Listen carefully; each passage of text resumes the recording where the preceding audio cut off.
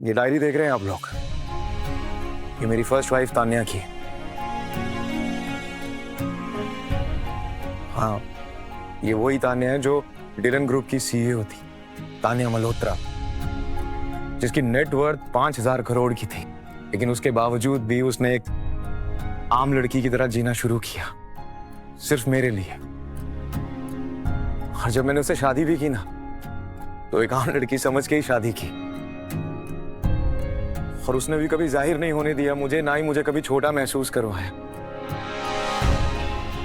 लेकिन जब वो प्रेग्नेंट थी और डिलीवरी के वक्त उसकी डेथ हो गई,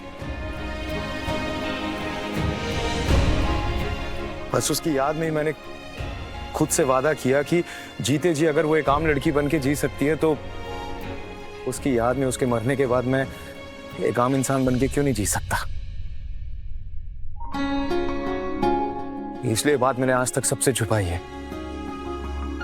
वीर, तुमसे भी, क्योंकि मैं किसी के सामने ये सच्चाई जाहिर नहीं करना चाहता था। ये खुद से किया गया वादा था मेरा, इसलिए आज तक ये बात मैंने किसी को बताई नहीं।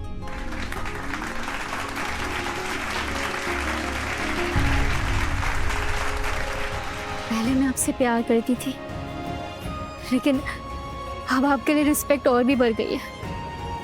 I love you dad.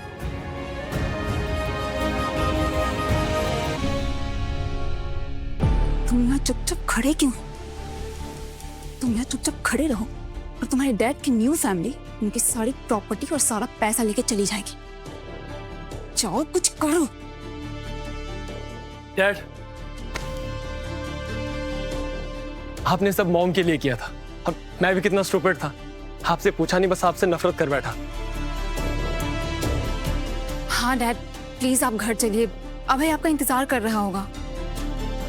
नहीं, बिल्कुल भी नहीं। तुम दोनों कितने लालची हो। जैसे ही पता चला कि डैड बिलियनर है तो आ गए ना उन्हें लेने। तुमसे ज्यादा डैड पे मेरा हक है। डैड मेरे साथ आएंगे, है ना डैड? नहीं, बिल्कुल भी नहीं। मॉम, आप कुछ बोलिए ना। डैड हमारे साथ जाएंगे। रहने दो सिया, जाने दो इन्हें। मॉम, आप ये क्या बोल रहे हो? सिया, ये तुम्हारे डैड नहीं है। हमने सिर्फ तुम्हारी खुशी के लिए कॉन्ट्रैक्ट मैरिज की थी।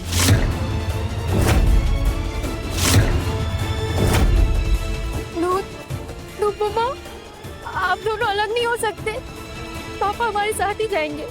सिया, एक और वर्ड नहीं। तो मैं कुछ नहीं जानती। डैड हमारे साथ ही जाएंगे। डैड,